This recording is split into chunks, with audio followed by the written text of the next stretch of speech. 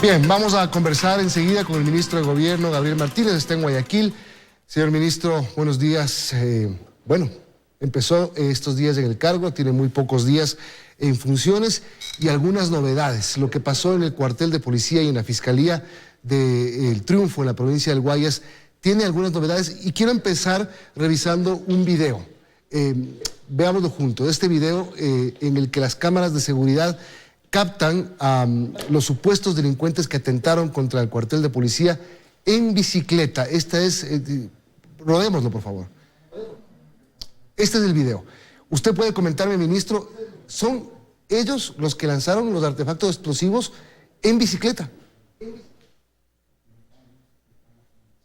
Ministro, ¿me escucha? Buenos días. Sí. Buenos días, Milton. Sí. El día de ayer tuvimos este evento, dos explosivos, uno en un destacamento policial, el otro en las oficinas de la Fiscalía. Y obviamente el trabajo que se ha realizado nos indica que son dos individuos movilizándose en bicicleta, probablemente con un avesamiento terrible, pensando que no se iba a actuar de la forma decidida en que se actuó, probablemente que no se iba a generar la acción policial inmediata para poder tomar decisiones, y ha resultado en la ubicación de estas personas y posteriormente ya la detención de uno de los mismos.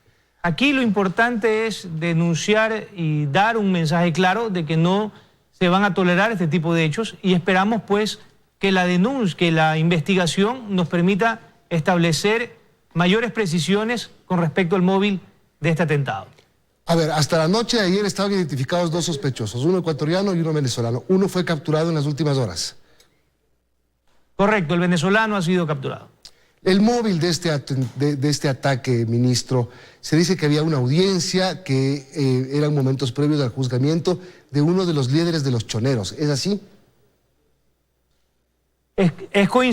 Coincidentalmente es así. Nosotros estamos esperando que se establezca pues el nexo causal entre estas dos circunstancias, pero obviamente es muy probable, o hay una tendencia clara, un indicio claro más bien, de que se intenta mandar un mensaje de susto. Se tuvo que suspender la audiencia sin que esto signifique de que se vaya a cambiar el proceso se debe mantener, simplemente hay un aplazamiento, pero lo importante es que se ha actuado de manera rápida para poder encontrar a estos individuos y que están ya siendo, pues en el caso del venezolano, ya ha sido capturado, y esperamos hacer lo propio con el ecuatoriano. ¿Tienen conexión, por lo menos se ha establecido algún tipo de indicio de conexión de la persona capturada con alguna banda de las que estamos conversando?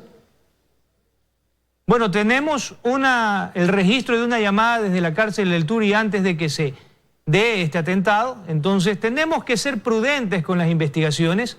Creo que es importante actuar rápido, pero también ser mesurados con la información que vamos entregando al público, de tal forma en que no especulemos, sino que intentemos ser mucho más cuidadosos, y cuando entreguemos información, sea información que sea mucho más verificada, que sea mucho más fuerte en sus datos. Entonces, estamos trabajando, creo que la acción policial ha sido rápido, pero las investigaciones posteriores, el inicio de acciones en fiscalía, van a ser las que nos van a dar mayores conclusiones sobre el móvil de este atentado. Tenemos que ir, y obviamente es parte de un proceso de ser cautos en la información que damos, evitar que se generen sobreexpectativas de un momento a otro. Tenemos que hacer las cosas correctamente, sin prisa, sin pausa, de manera correcta. Bueno, todo lo que está ocurriendo en el país, ministro, imagino que usted llegó al cargo y lo primero que hizo fue sentarse con el comandante de policía para recibir toda la información de lo que está ocurriendo en el país en las últimas semanas.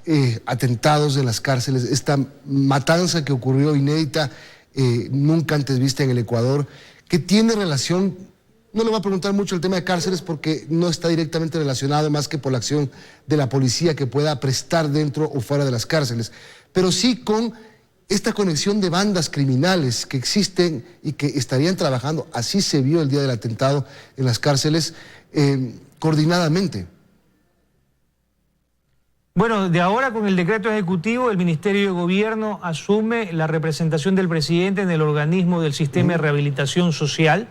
Entonces estamos con una responsabilidad adicional sobre la creación de políticas y obviamente supervisar el desenvolvimiento y lo que sucede en las cárceles. No nos podemos desconectar de lo que está pasando. Por eso el día de ayer estuvimos en la cárcel regional número 4, justamente verificando la situación en la que se encuentran las instalaciones, verificando la situación del personal. Y es importante mencionar que tenemos que buscar respuestas rápidas y obviamente luego políticas a largo plazo.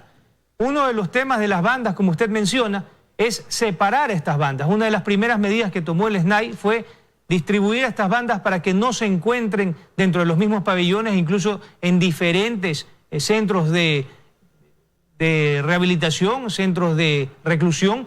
De esta forma evitamos pues que nuevamente puedan presentarse estos momentos terribles. Pero si usted se pone a ver, en el año 2020, las muertes violentas en los centros carcelarios solamente fueron 8. Entonces esto tiene pues, el hecho sucedido, se comienza a tener una explicación cuando muere el líder de los choneros y obviamente pues se generan pues luchas de poder al interior de estos centros. Bueno, usted tiene información de que qué está pasando, qué es lo que están buscando aparte de guerra de poder en el interior de las cárceles estos grupos y cuáles son los grupos. Bueno, usted tiene diferentes bandas, ahí están los choneros que son, digamos que los más conocidos, están los tiguerones, están los lobos, son diferentes bandas que obviamente disputan espacios de poder y que crean estos niveles a veces de violencia que obviamente tenemos que controlarlos. La intención en este momento en los centros de rehabilitación es controlar procesos de ingreso, hacer requisas permanentes. Solamente ayer se habían retirado celulares, armas de fuego, cuchillos, droga. Entonces hay que hacer un trabajo permanente y al momento ciertamente la policía no puede ingresar a menos que haya una situación excepcional como la que se presentan de tener que intervenir para poder restaurar la calma. Eso va a cambiar con el decreto ejecutivo. La obligación de la policía es una custodia perimetral. Eso va a cambiar. Eso va a cambiar con el decreto ejecutivo, la acción de la... ahora que usted tiene... ¿Va a seguir siendo igual? Eso tendría que cambiar por ley o mediante la declaratoria de un decreto de un estado de excepción. Nosotros tenemos un COSEPE la próxima semana, vamos a tratar algunos temas particulares sobre esta necesidad. Hay un hacinamiento del 30% en las cárceles, tenemos un exceso de población carcelaria, tenemos una falta de guías, estamos incorporando en abril 200 guías más al sistema y vamos a ir trabajando para mejorar estas condiciones, dar soluciones rápidas en lo que se pueda, pero definitivamente hay que comenzar a trabajar en una política de rehabilitación. Para esto nosotros como comité ya hemos llamado a una reunión el próximo martes y en este comité participan diferentes carteras de Estado. Ahí está Educación, Salud, Derechos Humanos, obviamente el Ministerio de Gobierno, está incluso la Defensoría del Pueblo para poder trabajar en una política carcelaria que realmente sea de rehabilitación. Asimismo, estamos proponiendo la necesidad de tener una inteligencia carcelaria y para eso vamos a trabajar con el Centro de Inteligencia Estratégica de tal forma en que se pueda incorporar a los diferentes niveles de inteligencia que se realizan también sobre los asuntos carcelarios de tal forma que podamos estar mucho más prevenidos y atentos de lo que sucede en estos centros. Ministro, le preguntaba qué es lo que buscan estas bandas aparte de controlar el poder dentro de los centros penitenciarios del país. Por los mensajes que se han dado al país, muchos de ellos obviamente falsos, otros seguramente son verdaderos, la amenaza a la población. En días pasados, el portal Primicias publicó una investigación que se titulaba La guerra de carteles mexicanos, la pugna de carteles mexicanos, desató un bautismo de sangre en las cárceles. La guerra de carteles mexicanos, ¿qué información tiene usted? ¿Esa guerra se instaló en el Ecuador? Definitivamente cuando uno cambia el equilibrio de fuerzas, se producen reacciones. Cuando el Ecuador comienza a trabajar fuertemente en la retención y en la captura de droga con cifras récord en el año 2020, como 128 toneladas, es importantísimo tener claro de que esto va a causar una reacción y va a causar una conmoción. Cuando uno se queda quieto, pues obviamente las situaciones permanecen con una inercia, pero cuando hay una acción policial determinada y una acción del gobierno nacional clara para poder evitar y para poder reducir el narcotráfico, entonces nos encontramos pues con violencia, nos encontramos con situaciones que debemos de trabajar. 128 toneladas de cocaína decomisadas en el año pasado, una cifra récord, sí. Y a la fecha estamos superando los niveles del año anterior, lo cual determina claramente este compromiso que tenemos. Eso no está en duda, el trabajo que se ha hecho y las incautaciones y los golpes al narcotráfico que generan además la reacción de los narcotraficantes contra los aparatos del Estado, de seguridad del Estado. ¿Pero guerra entre carteles en el Ecuador? Mire, probablemente eso haya que analizarlo con más detenimiento, tener una mayor información. Nosotros lo que hemos visto, una fuerte matanza dentro de los centros penitenciarios.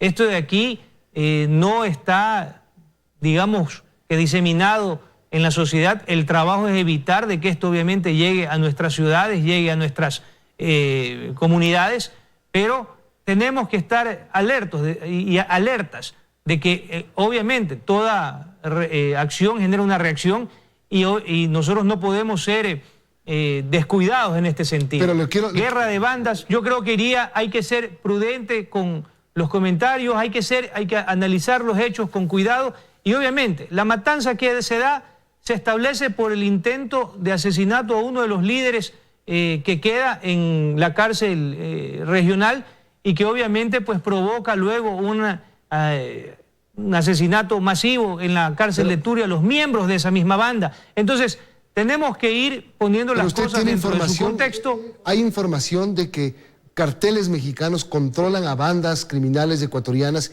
y eso también genera, digamos, este conflicto entre grupos delictivos? Hay información de relaciones de las bandas ecuatorianas con grupos mexicanos. Definitivamente existe eso. Hay una fuerte rivalidad entre ellos para poder controlar la protección, los servicios que ellos dan a los narcotraficantes, ciertos servicios de seguridad. Pero debemos de, nuevamente, ser cuidadosos y trabajar en lo que tenemos e ir informando a la ciudadanía apenas tengamos informaciones mucho más concretas. Ciertamente hay un influjo claro del narcotráfico, está en las cifras de incautaciones y esto genera reacciones. Pero el esfuerzo policial está justamente encaminado a desarticular bandas, de las cuales más de 1000 han sido desarticuladas el año anterior, y esto es algo que debemos de seguir empujándolo, y para eso necesitamos institucionalidad, necesitamos poder salir de este proceso de que ingresan presos y salen presos, necesitamos fortalecer nuestro sistema carcelario y necesitamos mejorar en algunos aspectos tecnológicos que también requieren estos centros para poder crear niveles de seguridad mayores. Ministro, ¿usted se va a hacer cargo de la parte política del gobierno también? ¿Va a ejercer esa parte que le corresponde al Ministerio de Gobierno o se va a encargar del tema seguridad exclusivamente en estos 60 días? En la parte política, por supuesto, también estaremos colaborando, estamos trabajando principalmente el mayor reto que tiene el gobierno nacional es sacar adelante la ley de protección de la dolarización. Se está generando reuniones y mesas técnicas con la Asamblea y el Ministerio para poder afinar aquellas cosas que sean necesarias y que esta ley pueda ser presentada nuevamente en la Asamblea Nacional y que esta vez sí tenga un destino positivo. O sea, va a hablar con los asambleístas usted, porque lo que hay que salir es a conseguir los votos. Por supuesto, yo tengo una relación con los asambleístas. Mis funciones como ministro de Transporte y Obras Públicas me permitieron generar una relación a nivel político, no solamente con asambleístas, con alcaldes, con quienes también tuvimos reuniones el día lunes en la ciudad de Quito. Y obviamente estamos trabajando para poder entregar un país en paz. Estamos en un proceso, cerca de un proceso electoral, y yo creo que el mejor legado del presidente es poder entregar también un país ordenado, en paz, dejando leyes aprobadas para garantizar el futuro de todos los ciudadanos, garantizar un sistema monetario que nos ha permitido tener estabilidad, que nos ha permitido tener crecimiento económico, que nos ha permitido ir mejorando en la situación personal de los ciudadanos, que es algo elemental poder defenderlo y poder defenderlo de aquellas medidas que lo ataquen, porque nadie ataca el sistema como tal, pero el peligro son las medidas que puedan tomarse y que afecten al sistema. Bien, ministro, muchas gracias por acompañarnos hoy. Buen día. Muchas gracias.